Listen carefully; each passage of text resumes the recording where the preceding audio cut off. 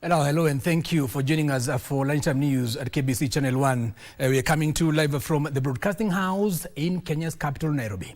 My name is Giverson, Maina. Our sign language interpreter is Lensa Odingo. Join us for the next 1 hour for news within and, of course, across the country, including sports.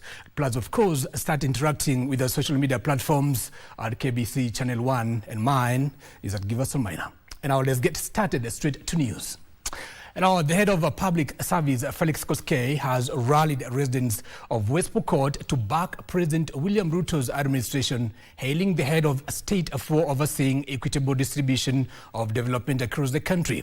Now, speaking during a Thanksgiving service at the African Inland Church in Kapenguria, West Pokot County, Koskei further called on the residents to embrace the social health insurance fund, decrying that what he said is low registration numbers. He pledged the government's commitment to food security through the last mile distribution of affordable fertilizer to farmers.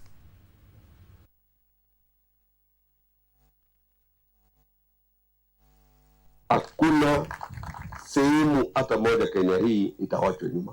Iwe Mombasa, iwe Western, iwe Central, iwe Rift Valley, mapangilio yote ya sehemu yote hata ya Kapenguria hapa itatimizwa. Na hiyo mjue. Hata hiyo university mumesema hiyo itajengwa na itakamilika na watoto wataingia hapo. Mambo ya mabarabara itaendelea vile ilipangwa. Mambo ya sitima itaendelea. Kazi tu ni budget inatengenezwa na itaendelea mpaka ikamilike, kwa sababu Rais wa Jamhuri ya Kenya anataka badilisha Kenya nzima.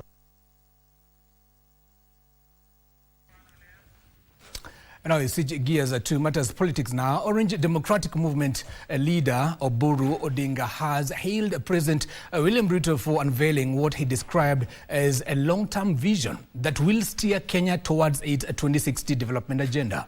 Now, Oburu, who spoke in Homa Bay County, also urged leaders across the political divide to embrace issue-based politics and support initiatives aimed at transforming the country's socio-economic fortunes.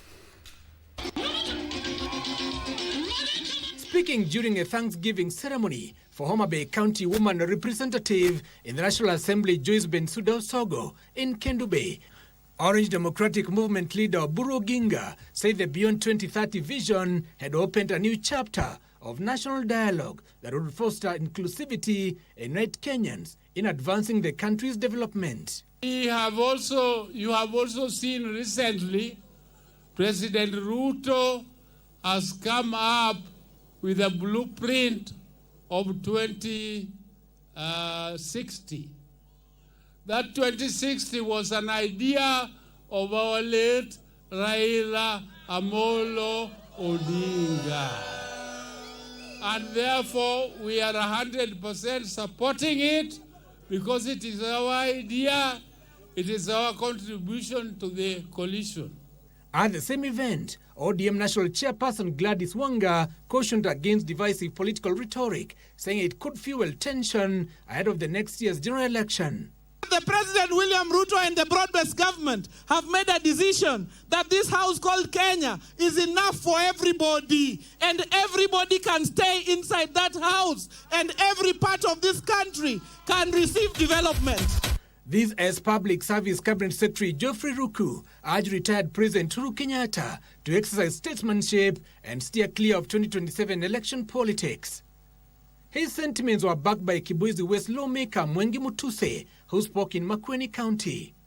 Uhuru Kenyatta, Rigathi Gachagua, munaweza shikana, mweke Murang'a pamoja, mweke Nyeri pamoja, mweke hiyo ingine pamoja, lakini niwaambie ukweli kinagaubaga. Sisi watu ya Meru, wa Tharaka, wa Embu, wa Mwea, wa Isiolo, tutakaa ndani ya hii serikali kwa sasa. Wakati alisimama kiti cha urais 2013, ni huyu William Ruto ndiye alizunguka Kenya mzima akamfanyia kampeni. In Isiolo County, the Borana Council of Elders dismissed claims that it had agreed to join Rigathi Gachagua's Democracy for Citizens Party. This is after its technical advisor Yusuf Jilo paid a visit to DCP Secretary General John Medhu at his Mugumo residence in Nyandarua County. Sisi kama jamii ya Waborana wakiwa hapa Isiolo, wakiwa Marsabit, wakiwa Tana River, sisi bado tunasimama na UDA kwa wakati huu. Wakati wa next election ikifika, sisi kama wazee wa jamii tutakaa, tutaona vile tutaweza kupiga kura yetu. Yale ambaye imempeleka huyu Yusuf hapo ni kwa sababu pengine anataka mabadiliko katika serikali, lakini hiyo mabadiliko hatujasuluhisha, hatujakaa na tukakubaliana. Now, away from politics now, the National Police Service has enhanced intelligence-led operations nationwide as part of its continued efforts to combat the manufacture, distribution and consumption of illicit brews. Now, in Vihiga County, police officers from Cheptulu Police Station conducted a targeted operation at Musasa Village in Turiki East Sub-County that resulted to the arrest of 3 suspects and the recovery of 560 litres of changa.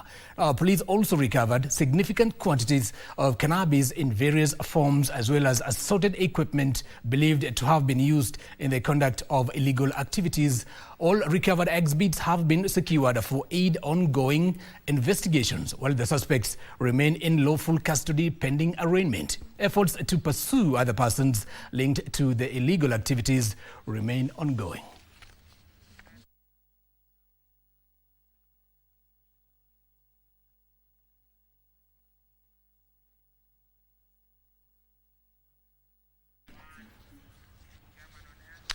Now, from Vihiga, we take you to Kajiado County, where sections of leaders from Kajiado County is calling on the national government to address their long-standing grievances over the operations of Tata Chemicals in Magadi as talks continue over the possible resumption of the company's operations. Now, led by Governor Joseph Olelenku, the leaders have demanded that the company allocate to locals the rightful share of revenue from soda ash mining operations. Now, Lenku claims that the company owes the county government more than 10 billion Kenyan shillings in unpaid land rates, unpaid water bills and other dues. The company's operations were suspended last week by Mining Cabinet Secretary Hassan Joho over regulatory non-compliance. Entire Magadi ward, 240,000 acres of land are under Tata Chemicals Magadi company, contrary to the law that it should be community land. So the first justice that we call as the Ma Nation is that the land that the current company sits on should revert to the community, and the lake area, which is 8,000 acres that is mining, to continue to allow Magadi to operate, but also license an additional 8 operators because the research indicates that there is capacity for additional investments in that space. Now, the Methodist Church in Kenya, a Light Fellowship, has demanded the immediate arrest and prosecution of individuals implicated in the alleged loss of more than 600 million shillings in church funds. They're accusing some senior church leaders of frustrating efforts to enforce accountability by suppressing the findings of a forensic audit. Now, speaking during, or rather after, the Coast Light Convention at Mazera's Girls Memorial Secondary School in Kwale County, MCK Light Fellowship President Dr. Hiram Mureithi Musheke said the forensic audit covering period between 2013 and 2023 uncovered widespread cases of fraud, theft and pilferage involving church resources. The fellowship has also, or rather is calling for implementation of recommendations contained in the forensic audit, the John Vuland Inquiry Commission report and the church's constitutional review process, saying the 3 initiatives hold the key to restoring integrity, transparency and unity within the institution. There is the issue of the Njomvu in Mombasa Synod, where 54 acres of land were subdivided and distributed to certain leaders and other portions sold and the proceeds stolen by some people who are known These objectives, we believe, will only be possible if the deed of church order dated 1967 is amended.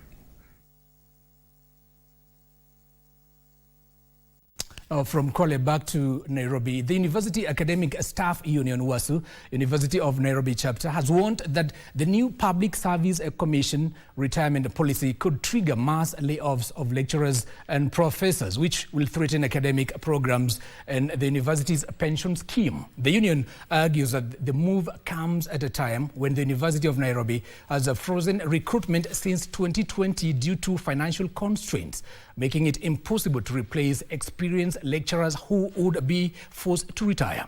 Now, addressing the media in Nairobi, University of Nairobi Academic Staff Union and Nairobi Chapter Secretary Professor George Osanjo said the PSC circular dated March 2nd, 2026 lowers the retirement age of professors from 74 to 70 years and other academic staff from 74 to 65 years. Osanjo further claimed the policy was introduced without meaningful consultation with universities and academic stakeholders. At the University of Nairobi, Kenya's oldest and leading university, this policy will trigger mass layoffs of academic staff with devastating consequences, including the possible elimination of entire academic disciplines and the collapse of the University of Nairobi pension scheme. UASU, University of Nairobi chapter, therefore calls upon, number one, the Public Service Commission to urgently withdraw the circular, review the policy, and engage all stakeholders in meaningful consultations. Number two, the government to recognize the unique nature of academic work and develop retirement policies specifically suited for the universities. Number three, Parliament to exercise its oversight role and protect Kenya's higher education system from policies that undermine teaching, research, and innovation. Solidarity forever! Solidarity forever! Now we cross over to Turkana County, where residents of Nakukulas and Lokichar have called on an oil drilling company to address compensation issues before official drilling operations begin at the Amosing and Ngamia 1 wells. Now, at the community training session, Green Faith Kenya, an organization that provides education on fundamental rights, health and climate change, urged residents to be assertive in the defense of the right to compensation. The residents have accused local leaders of neglecting the affairs of the community in their continued struggle to be compensated. Vijiji karibu 5 upande ya Lokori kwa Chadin Ward zote zinaama, na hao community wanasema hawajui watahama wapi, wajaambiwa hata watahama wapi, wajaambiwa pesa ngapi ndio wameambiwa watalipwa, na wao wameambiwa wafungue accounts, wamefungua KRA, lakini hayo yote hawajui ni nini inafanyika, hata hawajui pesa ngapi watalipwa. Among the issues which we've had is the issue of compensation for land, especially the recent gazette notice that was given by the Ministry of Energy that they want to acquire land compulsorily. The gazette notice was given last year on October. Mafuta ni yetu na serikali. Lazima tuulizane ile kitu tunakosa. Tunaenda kuuliza kwa ofisi, alafu tuelezewe vizuri, alafu ndio hiyo kitu ifanyike. From Turkana to Embu County, where perennial water shortages in Runyenjes, Embu County, are set to end once the government completes the construction of the Kieni Water Project. The 1.7 billion shillings project being implemented by the Tana Water Works Development Agency is financed by the National Treasury through financing locally led climate action program. Now, the Runyenjes Water and Sanitation Company chairperson Josek Ngai says that over 2,000 families in the lower parts of Runyenjes will have piped water in their homes.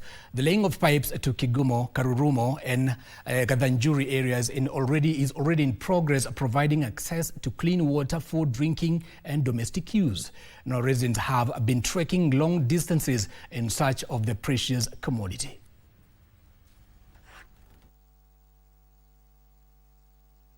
Our governor has secured some funding from the national government, which is going to enable the supply of water to be delivered to our homes, and for that matter, to reduce the waterborne diseases and also enhance the hygiene in our homes. Maji kiletwa kwa mboma zetu tutakuwa na wakati mzuri sana, sababu watu hata magonjwa itapungua yenye ilikuwa kama ya korela yenye inatokana na uchafu, na at least wenye wanafuga ng'ombe watakuwa na usaidizi mkubwa sana kutoka kwa gavana Cecily Mutito Mbarire. Now from Embu, we take you to Vihiga County, where Kidinya Hospital in Vihiga is set to benefit from a 600,000 shillings water project courtesy of Hazina Sacco's corporate social responsibility mandate. Now, Hazina Sacco National Chairperson Evans Kibagendi, Chief Executive Officer Dixon Okungu, and Vihiga County Chief Executive Committee member Dr. Nicholas Kitungulu noted that the project will serve thousands of patients seeking healthcare at the facility.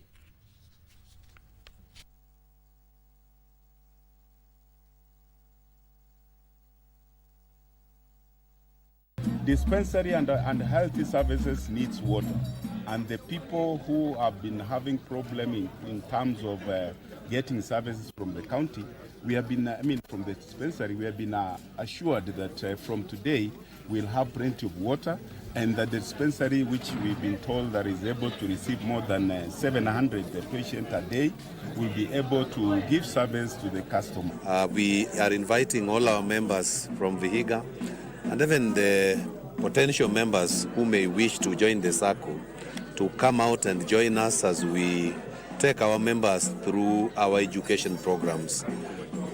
This program is being rolled out in the entire country. As we start off in Vihiga, we'll also have our members educated in Kakamega and also in Lamu. To matters held, the congestion at Kenyenya Teachers Training College in Bomachoge, Borabu constituency, Kisii County is set to be reduced significantly following the construction of a new administration block and a females hostels. Now, the project is a courtesy of the Borabu National Government Constituency Development Fund. Now, the college has over 1,700 students, 45 tutors, and an equivalent number of non-teaching staff, occasioning a congestion headache. Now, commissioning the project, Area Member of Parliament Obadiah Barongo said the fund will allocate money in the next financial year to put up more facilities at the college.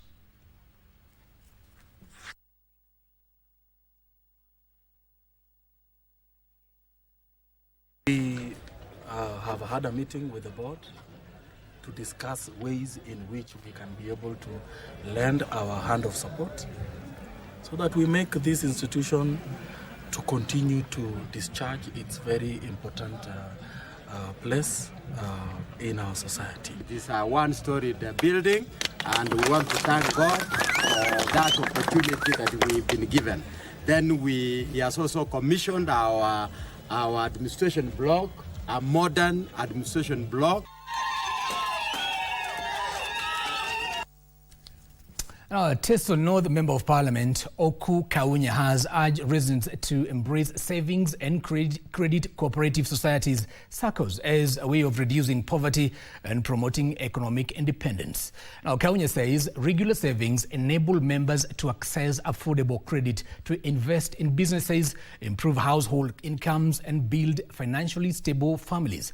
Now, speaking during a members' education forum organized by Ports SACCO at the Kenya National Union of Teachers Hall in Amagoro, the MP noted that many residents have been forced to rely on expensive informal lenders or financial assistance from friends and relatives. Naomba wananchi wa eneo hili wakumbatie kuwa members hizi SACCO na pia waweze kuwekeza hizo pesa iweze kuwainua. Hapa Teso North tuko na 64% na tungetaka kupunguza hiyo umaskini. Tukitaka kupunguza umaskini lazima tulenge namna ambavyo tunaweza kuweka na pia kuhakikisha kuna investment. Huyu mwenzetu atakuwa ndiye anatuwakilisha hapa Bwana Lame ili kuweza kupeana maneno ambayo tunapeana katika kosa ile goodies ya kama kosa tutakuwa anapeana na tuko tayari wakati wote kurudi hapa. Now I take you to Kwale County, where medical services have been paralyzed due to the ongoing nationwide strike by nurses and midwives who are demanding the implementation of the 2017 collective bargaining agreement, among other grievances. Now, Matuga Sub-County Hospital is among those deserted after all patients were discharged due to the lack of healthcare workers. Now, residents have urged the national government to urgently address their demands of the nurses and other healthcare workers participating in the industrial action. Kwa vile mgomo huko unatuathiri sisi kama wananchi ama jamii ambao tunatafuta huduma katika hospitali za umma, ni challenge, na kwenye pesa pengine watakwenda private, wenye hawana. Nilikuja kusomea hii kazi ya uuguzi ama kusomea kazi ya udaktari with the passion. So when I see this mgomo going around, I feel disheartened. And I feel like, did I choose the wrong course? What is it? So to the government, at least, if they will be able to meet the needs of the yearnings of the healthcare workers, itakuwa vizuri. Now I take you to Kakamega County, where sugarcane farmers from the western region have appealed to President William Ruto to intervene and help resolve the ongoing crisis affecting the sugar industry. They also caution members of parliament against introducing amendments to the current Sugar Act they claim could undermine farmers' interest. Now, speaking in Kakamega County, leaders representing the farmers further appealed to the Chief Justice, Martha Koome, to appoint a 3-judge bench to hear and determine the ongoing electoral and boundaries dispute affecting the sugar sector. They noted the ongoing court case has stalled elections to choose their leadership. We have waited long enough. One thing is that we are either calling for executive orders by the president to have this matter sorted out. Chief Justice, either to appoint a 3-bench judge to have these matters disposed of with the urgency it requires. Yeah. The cases must and should be handled with 1 judge. If these matters or boundaries only affect 2 areas or 2 regions, why don't the court allow the 5 regions, the 3 regions, to continue with the elections? Yeah, yeah. By then we shall have the body constituted. As we are talking today, the industry is suffering because no fund from sugar development levy can be released. Wabunge wetu ambao tuliwachagua waende katika bunge wasiunge mkono ile kitu ya katiko. Hiyo kitu ya katiko haiko katika act ya miwa.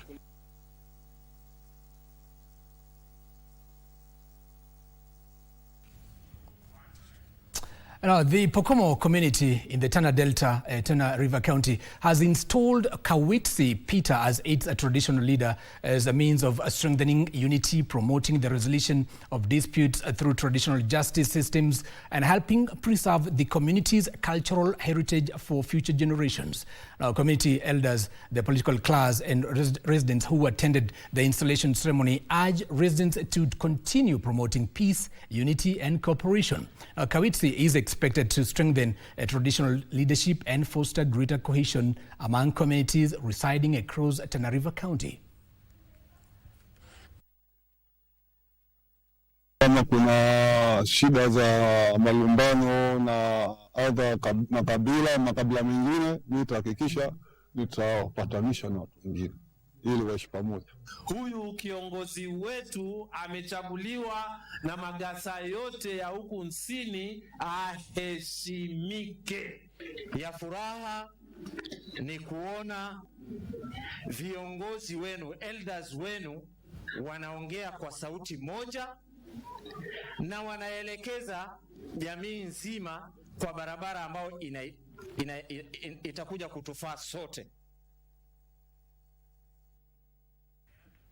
And now that story takes us to a very short commercial break. Don't go too far. There's still so much more coming your way.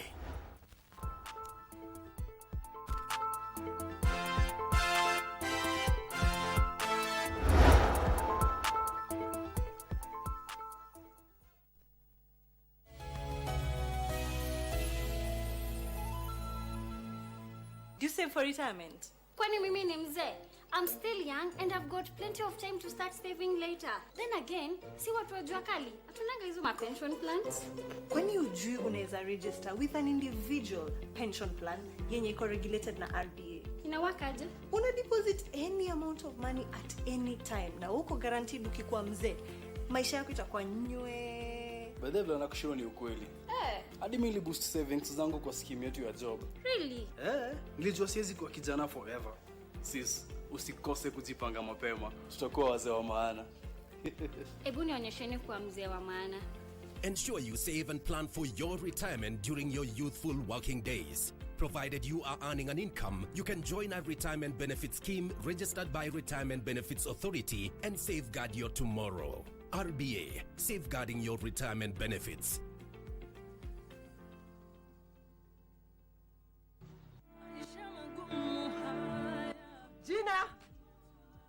Gina! Haki watoto wa siku hizi wakiwa nasumbua. Usikose kuona Gundu KBC Channel 1 every Tuesday, Wednesday and Thursday. Ujionee hivi vituko vya watoto wa siku hizi wanaosumbua wazazi na mengine mengi. Keep it Gundu. Gina! Gundu wakita wengine wata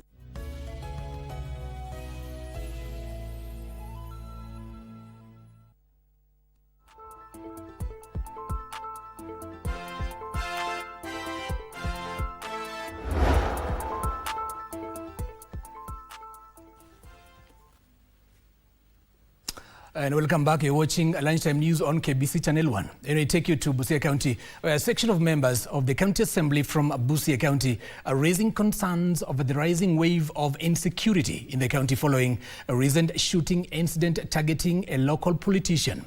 They condemned the attack, describing it as a worrying trend that threatens peace and security in the county. Now, speaking in Busia, the leaders appealed for calm and cooperation with law enforcement by providing information that could lead to the identification of those culpable.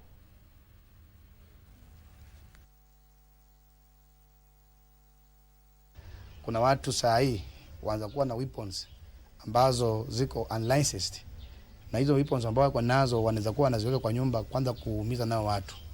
Tumeona hapa Mauko msichana yetu aliuawa. Mtu akija kwa serikali kusema kwamba maisha yake iko hatarini, ningeomba vyombo vya serikali iweze kuchunguza mambo haya ili tuweze kujua huyu mtu ambaye ameripoti, labda kuna mtu amemtishia maisha. Niliweza kuvamiwa na majambazi ama na watu wakaweza ama walikuwa na lengo la kunitoa uhai wangu, lakini bahati mzuri ama mapenzi yake Mwenyezi Mungu, risasi hii kuweza kunipata.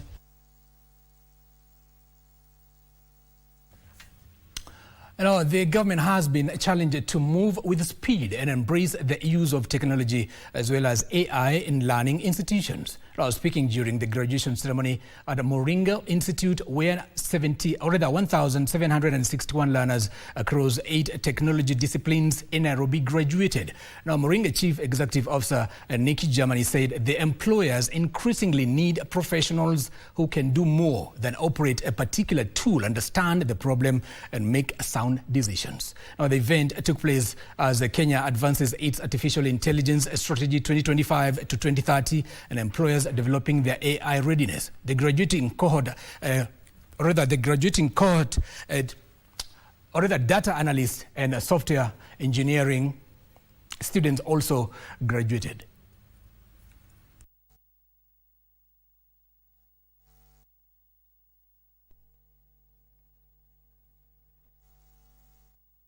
We will not be passive consumers of the intelligent economy.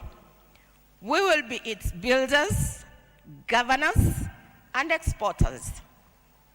The Kenya National Artificial Intelligence Strategy 2025 to 2030 is our declaration. When I look at this dome, I do not see the 1,761 graduates. I see the missing chapter of every strategy document my ministry has ever published. We've met architects, we've met other medics, we've met pharmacists. And so everybody is not just people who are going into their first jobs, but also working professionals who are deciding, I need to get ahead. I need to understand these skills and be ready for the future.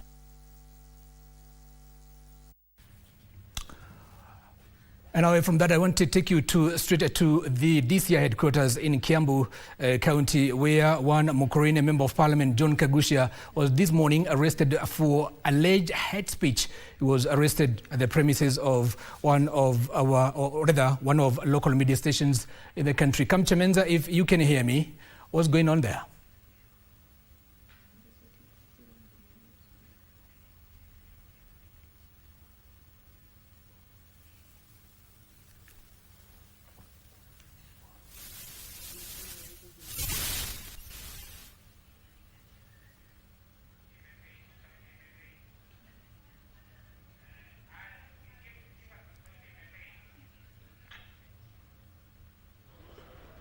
No, that is our very own Kamcha Menza. I understand we don't have the audio yet, but when we have it, we'll go back there. But for now, let's take you to another story where Nairobi National Polytechnic is set to partner with Joyful Women organization to upskill women entrepreneurs on financial matters. Now, the initiative, spearheaded by the First Lady Rachel Ruto, seeks to benefit over 50 women from Mathare and Dandora who are currently on a 2-week training program at the institution. Now, Nairobi National Polytechnic Chief Principal Dr. Glory Mutungi said the entrepreneurs are eligible for recognition of prior learning assessment, which certifies them for the job market.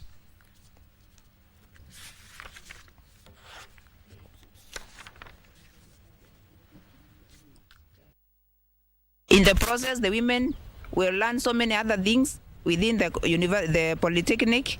And one of them is that we have sensitized them on recognition of prior learning, because majority of them are business women and they are doing their own productions. So the Nairobi National Poly is going to partner with the Joyful Women to upskill the women and give them certification on recognition of prior learning. And it's part of the ongoing partnership with Standard Chartered Bank, where we are looking at training trainers of trainers on 5 tracks, namely leadership, entrepreneurship, financial literacy, digital marketing, and also artificial intelligence. And we are looking at these women advancing and training at least 10 members in their table banking groups on some of these skills.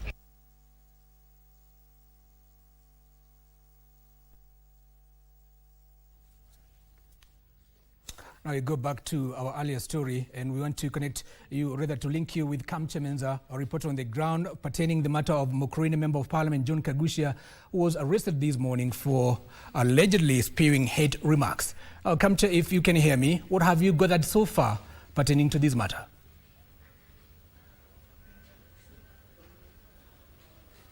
Well, a very good afternoon to you back in studio, Giverson, Maina, and like you said, we are coming to you live from the Kamukunji police station in Nairobi, or here in Nairobi, where the Member of Parliament for Mukurweini constituency, Honorable John Kagusha, has been brought to. Of course, after this morning, he was taken in by the DCI, and earlier on, he was at the DCI headquarters, and he is a member that has, the people that have been accompanying him since morning include his legal team and of course a section of members of parliament from different constituencies. And what we have heard so far from his legal team, of course the legal team being led by Wakili Njiru Ndegwa, is that the member of parliament was taken in by the DCI this morning, having been arrested from the Royal Media Services offices, and was taken in at the DCI offices, but his legal team did not manage to at least see him at the DCI offices, where he had been detained for a number of hours this morning before he was later on taken or left removed from that particular office and brought to the Kamukunji police station, where at this particular point he is still being held inside the offices in this particular police station. So basically what we have heard from the legal team is that the member of parliament, they're still not aware why the member of parliament has been taken in. And one thing they hinted to us is that they indicated that there are political remarks that he made while in Nyeri, and perhaps that is what could have led to his arrest. But of course they're also indicating that if what they're suspecting could be incitement, then perhaps could have been taken in by NCIC. So basically he is still here, and the legal team is saying that they're still not aware why he is being held or why he has been arrested. So we are still here. Earlier on they indicated to us that they shall be communicating to us on what will be the way forward, and of course once we get that particular information, then we shall be able to compile a comprehensive report for our viewer to be able to understand basically what is happening. So basically that's it from here. That is the Kamukunji police station in Nairobi. Back to you in studio, Giverson, Maina. Our very own Kamcha Menza following on that story pertaining the arrest of Mukurweini Member of Parliament John Kagushia. And away from that, there is a growing need for digital financial services tailored to the needs of small and medium-sized enterprises as Kenya transitions to cashless transactions. Now, Airtel Kenya Managing Director Jibril Twabe says the company is positioning itself to tap into the growing demand for digital connectivity and financial services by expanding investments in network infrastructure, mobile money, and even digital innovation.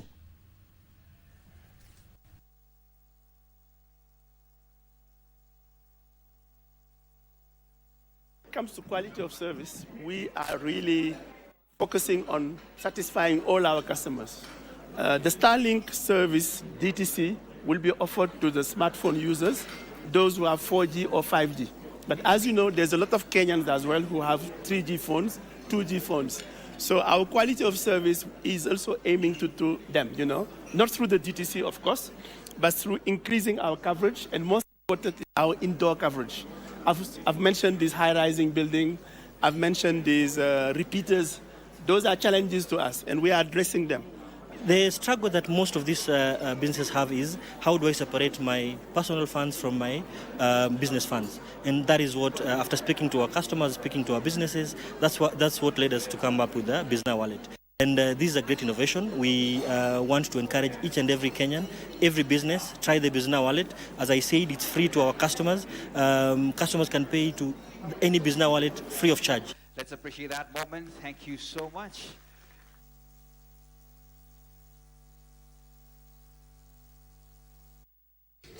The cashew value chain is seeking to increase the processing, create jobs and raise farmers' incomes by moving beyond raw nut exports.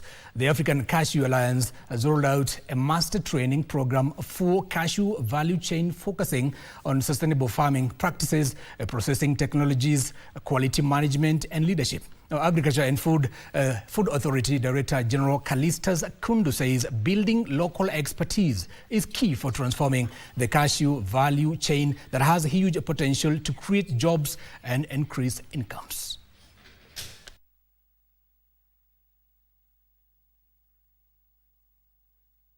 The participants have gained practical knowledge and exchange experiences on the entire cashew value chain. These include production, quality management, processing, technologies, marketing, business development, standards and certification, stakeholder engagement, and policy. Agree that cashew should be one of the priority value chains.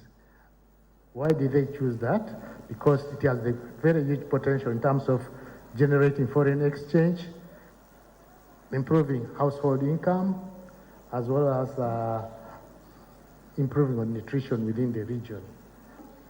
Industrialization cannot succeed without access to market. It cannot succeed without key partnerships. It cannot succeed without being equipped with the relevant skills. Now, the Kenya Maritime and Fisheries and Research Institute is working with fishermen to restore degraded papyrus wetlands around Lake Naivasha to protect the lake's ecosystem from pollution. Now, Kenya Maritime and Fisheries and Research Institute Naivasha Station Manager Edna Waithaka says the initiative involves restoration of 130 acres of papyrus, which provides breeding grounds for fish and acts as a natural filter against pollutants entering the lake. Marine and Fisheries Institute says more than 70% of papyrus cover around Lake Naivasha has been lost over the past 2 decades due to illegal cultivation, riparian land encroachment, and harvesting for livestock feed, worsening pollution levels. The institute says the destruction of wetlands has allowed waste and silt from nearby farms, hotels, and settlements to flow directly into the lake, contributing to declining water quality and reduced fish production. We don't have a buffer. It means that we have increased pollution. It means that there's a lot of silt coming in, and the effluent is directly coming into the lake, which can have a ripple effect on all other organisms in the water body. The objective is purely to restore papyrus in order to reduce pollution and to ensure safety of the other organisms that are in the water, including fish, so that we have fish that is healthy for our consumption. Edna says papyrus offers essential habitats for breeding fish and is key in protecting the lake from effluents, hence the need to rejuvenate it. They are also critical as breeding sites for our fish, so we need to restore them so that we can have a balance. Papyrus restoration is very, very critical here in this lake. One, the papyrus restoration has to address issues to do with the water quality and the habitat of the fish and also the birds. They further said illegal logging in Lake Naivasha's key catchment areas is threatening its water flow.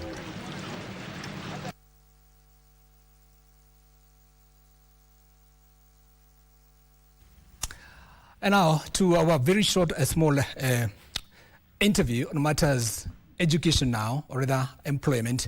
Employers have in the recent times complained about those leaving institutions of higher learning do not have the requisite skills, and this has prompted a debate about how to train students for the job market. Now, the employers, of course, they require even those fresh graduates to have experience before they are awarded or rather given jobs. If they don't have experience, they're just out of college or university. Now, to help us talk on this matter is Nikki Germany, Chief Executive Officer of Moringa School.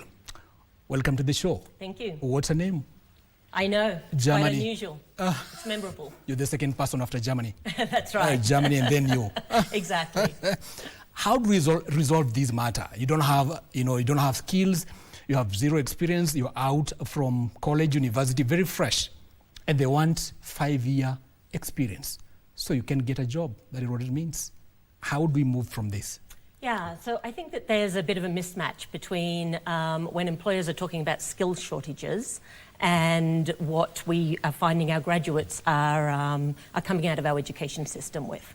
And so when employers are talking about skill shortages, they're often talking about very specialised skill sets that they need. And that's a real skills shortage. And at the same time, our graduates are coming out with a lot of knowledge and a degree, but not necessarily the skills that employers are looking for. And so the way to match those together is to make sure that our education system is focusing on the things that will actually bring the skill sets that employers are looking for. And that's the practical hands-on skilling that's really relevant to the workforce. That's okay. But why can't organizations and employers create, these positions for entry level of fresh graduates? Yeah. So some do. So sometimes that's larger organisations who have the infrastructure to have graduate development programs, for example. Sometimes that's smaller organisations who really understand that their leaders of the future are the people that are coming through now and are the junior talent. So some organisations actually are doing that. We'd like to see a lot more organisations doing that, obviously, but some of them actually are. Do you know some? I haven't seen an employer saying, we want zero experience persons to join our organization? I do. At our graduation last week, we actually had 60 employers there. And some of those employers were recruiting on the day for jobs that were entry-level jobs. And so definitely there are some organisations doing that. Are you talking about internships and apprenticeships? Some of them are internships, some of them are actual jobs. And as we know, internships often lead to actual jobs. So it's a combination of both. Okay, what should a fresh graduate do in order to have experience, to have skills, so that they can have, some reasonable jobs in the future? Yeah. Advise them. What should they do? So one is, think about what are the skills that are needed for the future. So a lot of those skills are actually technology and data related skills, and understanding AI is going to be one of the most important things that employers are looking for in the future, and actually are already looking for now with entry-level talent. So that's number one. Number two is focus on also developing the human skills that you need, not just the technical skills. So employers are increasingly valuing very highly things like collaboration, things like judgment, things like critical problem solving, even more in this age of AI. Do you think there's some way the organizations, even the public and the private sector, and even the government can partner together? Yeah, and actually we just saw a really important announcement last week about the Next Gen Youth Empowerment Program, whereby there's a substantial investment that's going to support employers to create internships for entry-level talent. And there's also been talk about a pledge to look at what incentives in the way of taxes or other incentives can be put in place to encourage employers to have to hire entry-level talent. Yeah. Can also investment in youth skills development improve business productivity while also reducing the unemployment? Absolutely, absolutely. As I said, entry talent are the leaders of the future. And so there's a lot of things that people learn by coming into an organisation that are essential for what you need to know when you move into management. And so smart organisations are recognising that and recognising that it's much more effective, both strategically and cost-wise, to train young people who then move up in the organisation rather than chasing very highly priced talent who move from organisation to organisation. Do we need new policies, to help reduce these gaps, the unemployment gaps amongst the youth? Do we need new policies, especially in Kenya and wherever you've been? Yeah, policy is a very important part of it, but I think that what we're seeing now in terms of things like the Next Gen program, and where we're actually actively looking at what are the incentives for employers to hire young people, we're also seeing that with the AI strategy and policy document, a talk about what are the incentives to encourage employers to keep hiring and developing young people. So we need to see more of that. In Kenyan setup, about 1 million young people graduate from campus or from college and university every year. Yeah. Every year. Yeah. Almost 1 million. Yeah. And they say that this unemployment challenge is a time-ticking bomb. Do you see us in the next few hours, undoing this whole problem? So, we're looking towards 2060 now, right, with the blueprint. And so I think that this issue is one that requires a lot of attention on it. And I think that that's about how do we create more jobs on the continent and here in Kenya? How do we create policies and have capital flow to those industries where that's actually going to create jobs? And I think that that's another role for government, is to look at what that might be. And that's both jobs here locally, it's entrepreneurship opportunities where people are creating their own jobs, and it's looking at where are the jobs globally. Because when we have the workforce and the rest of the world doesn't, everybody's starting to look towards us to be their workforce for the future. So in the digital sphere, for example, we have a lot of people who are working here in Kenya but supporting international opportunities. Yeah. And so we need to look at this very holistically to say where can all of the jobs come from for the young people coming into the workforce.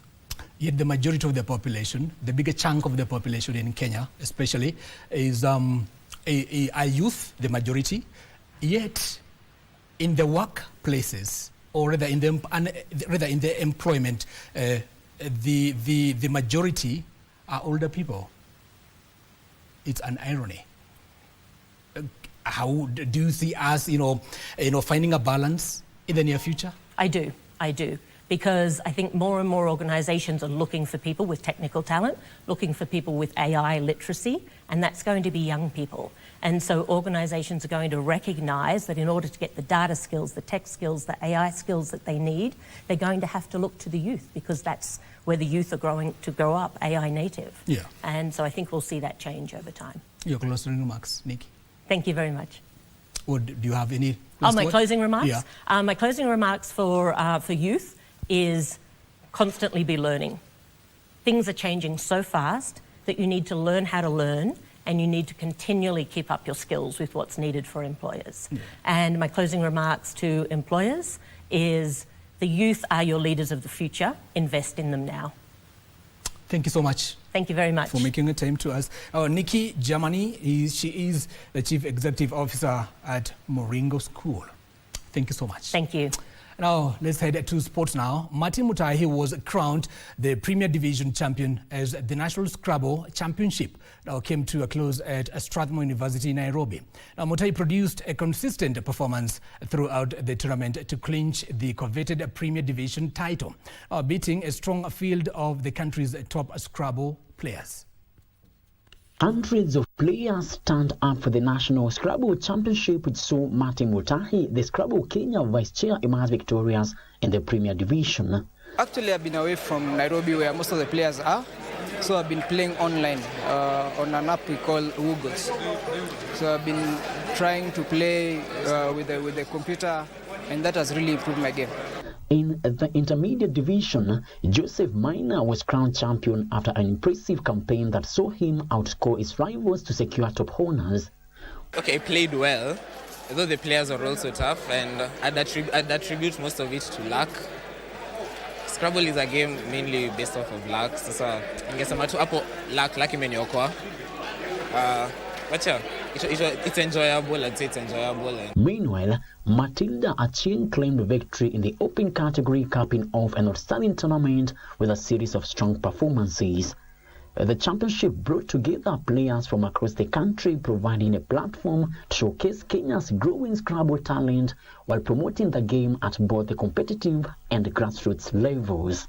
The National Championship acted as a precursor to the upcoming World Youth Scrabble Championship, which Kenya will be hosting for the first time beginning 7th to 9th of this month in Nairobi. Reporting for Channel 1 Sports, my name is Frederick Mwoki. And now Harambee Starlets will be fighting to keep the tournament hopes alive when they face Algeria in the crucial Group A match at the Rabat Olympic Stadium in Morocco tonight.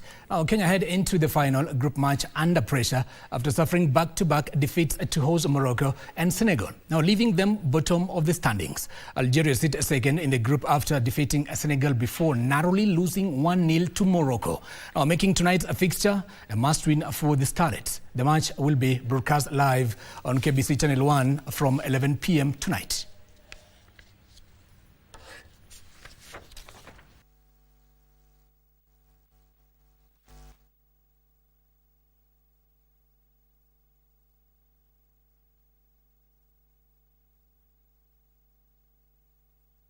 And now Cameroon moved to the brink of the CAF Women's Africa Cup of Nations Morocco 2026 quarterfinals with a hard-fought 1-0 victory over Ghana in a Group D clash played last night in Casablanca. Now, the indomitable Lionesses followed up last week's 2-1 win over Mali with another disciplined display with Manga continued to have her fine form by scoring her third goal of the tournament. Meanwhile, Mali revived their campaign with a 10-3-2 victory over Cape Verde at the Labi Zuli Stadium. The victory keeps Mali's quarterfinal hopes alive after a difficult start to the tournament.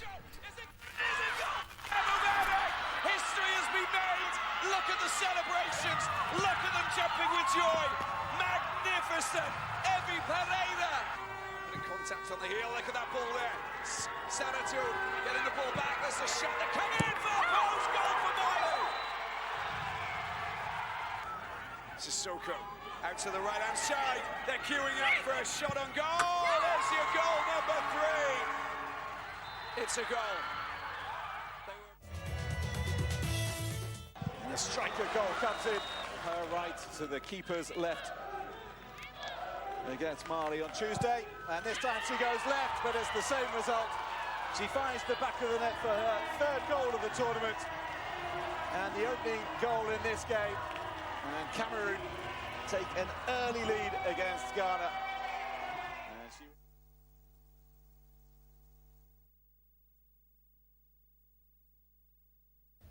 Well, that's all for Lunchtime News here on KBC Channel 1 at the Broadcasting House in Kenya's capital, Nairobi. But before I let you go, just to remind you that WAFCON Eco KBC, and tonight we bring you a live coverage of a match between Harambee Starlets, our very own. They'll be facing Algeria at 11 p.m. tonight.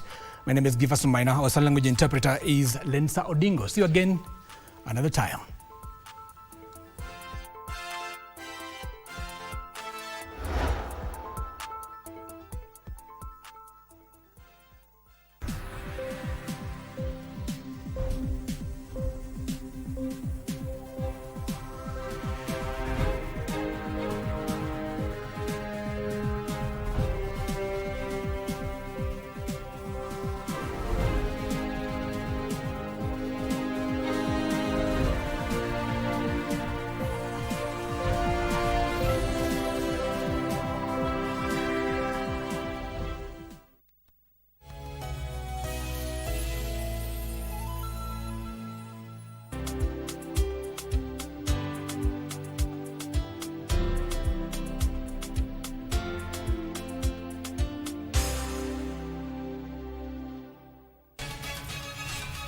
Huh? Is it true? She's really a girl?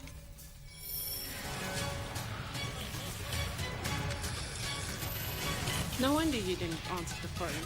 It turns out you were idling around. Wow, that is a great move.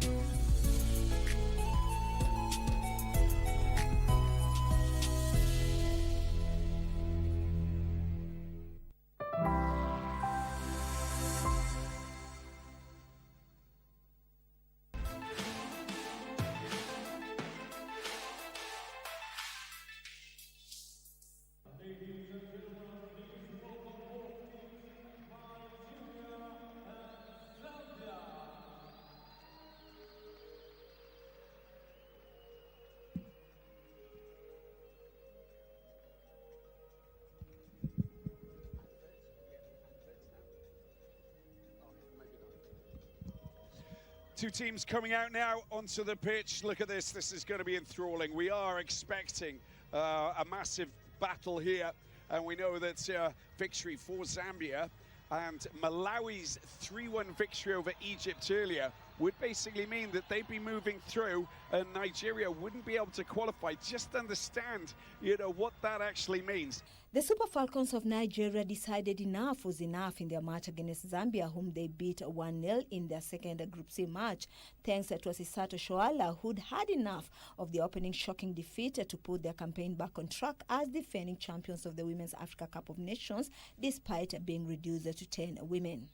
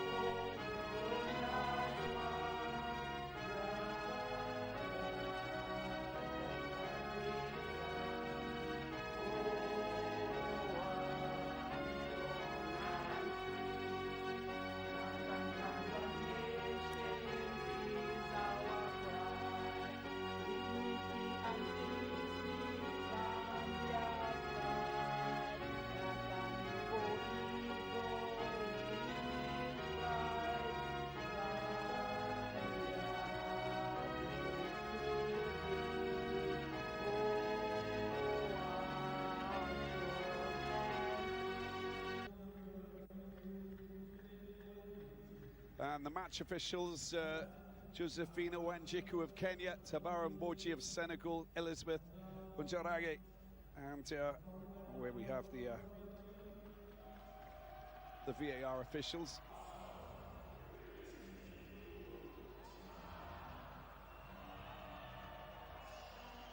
Here we go then, time to get the ball rolling here. The Copper Queens playing in Copper, of course, with the Super Falcons. Look at Barbara Banda already racing down to connect with that ball down there on the right-hand side, just on the edge of the penalty box, and ball going into the goalkeeper's hands. Strong assertive challenge there and good control at the back. It's been picked up. That's a nice little ball over the top. Now danger lurking. Oshuala, there's the touch. Has it gone too far? I think it's gone too far. Yes, it has. Nally pounces. And just the last touch was not the best one. She knows it. And a sting on the right hand, of course, following the challenge. It's maybe a little kick in the boot, but Maluba goes across to pour praise on Nally. And they will get the medics to come on.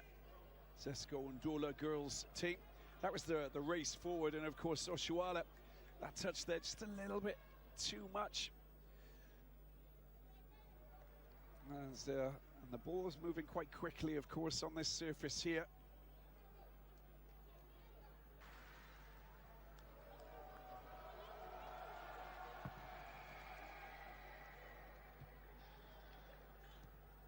This midfield battle is going to be very exciting indeed. It already is. 7.5 minutes in. They've left her on her own. You can't do that. There's your goal. Nigeria take the lead.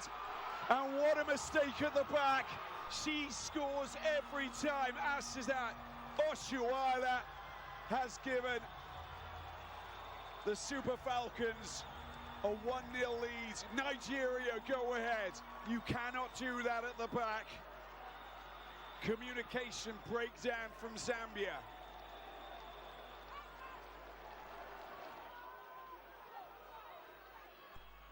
Well, this was the moment that the ball was pitched in the midfield. The long ball goes up. She's got pace, she races through. She doesn't expect to get hold of that. It takes a strange bounce, doesn't it? But that bounce helps her out because Nally doesn't come out of the defence. They don't react. First time it doesn't happen, but the rebound coming off her right knee, and then it just bobbles over the line to offer Nigeria a 1-0 lead.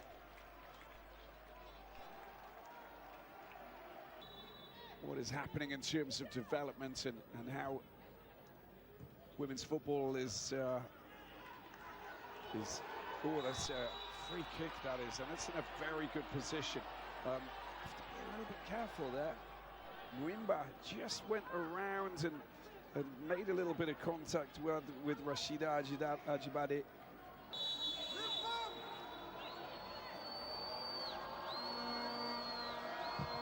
Shot comes in, it's straight at the goalkeeper there and dealt with by Nally. So they've regained possession. I think there is a little bit of contact. It's going to be a free kick for Zambia just in the penalty box. I think the little foul on the goalkeeper.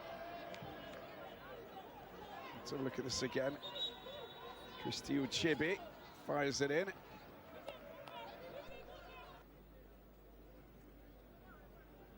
Josephine Wanjiku of Kenya.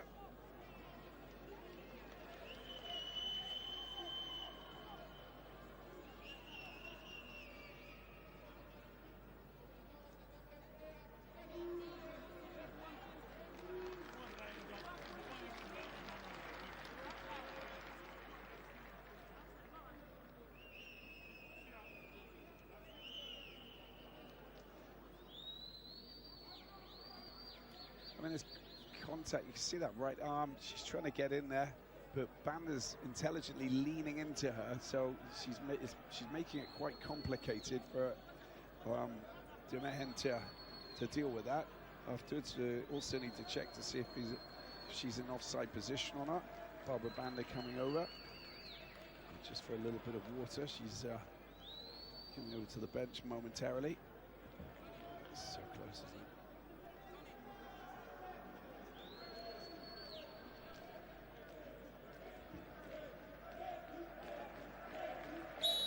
final verdict.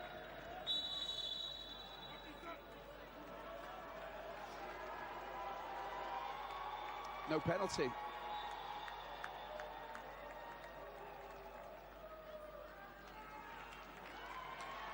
No yellow card. And it's an offside call.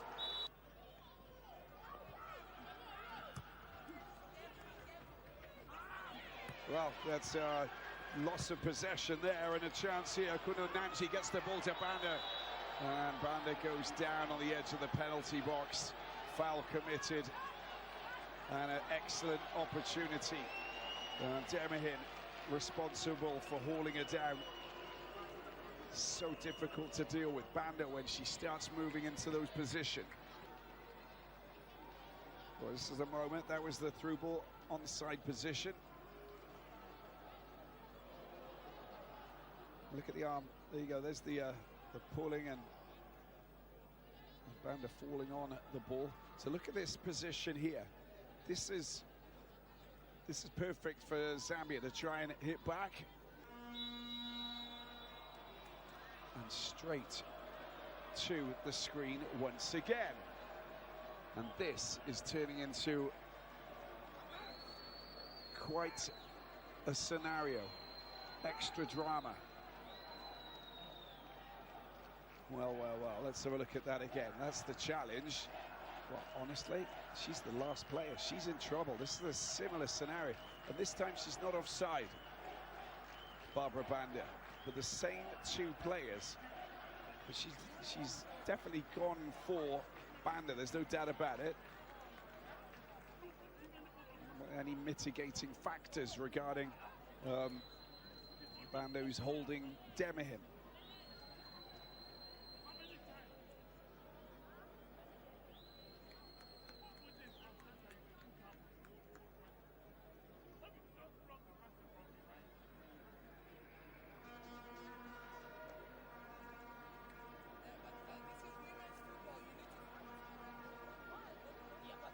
She's been marked out of the game. That's what we expected. I mean, with such a... There you go, that's what you've got to look at there, I think. I think she's going to get a red. No, just a yellow. No, I don't know. She's going to get the red out. The yellow's been, it's a red card. She has been given the red. Marching orders for Oluwatosin Demahin. And that she's had the worst possible upgrade you can have from yellow to red. She was clearly all over Barbara Banda.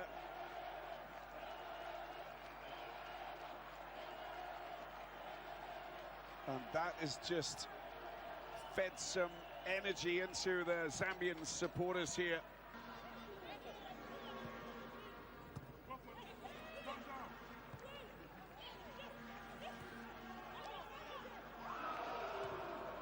Well, a little bit lucky there, but still the ball at her feet, Kanu. And the defence, not made of copper, but made of steel. Nice ball, left side. Little bit of space. Little bit of space to dance. The shot, it's a rasping drive cutting in from the cold out wide. And a scoring opportunity. Kundonanji, acres of space, waiting for a little bit of support. Cuts inside. There's the acceleration. Watch out, she's put it on her left foot. She goes for the shot. It's a delight to the eye, but it's just a little bit too high. Well, the Bay FC player shaking off her marker and cutting inside. That's the danger. And that's what the Copper Queens are capable of doing. And that was the gnarly touch.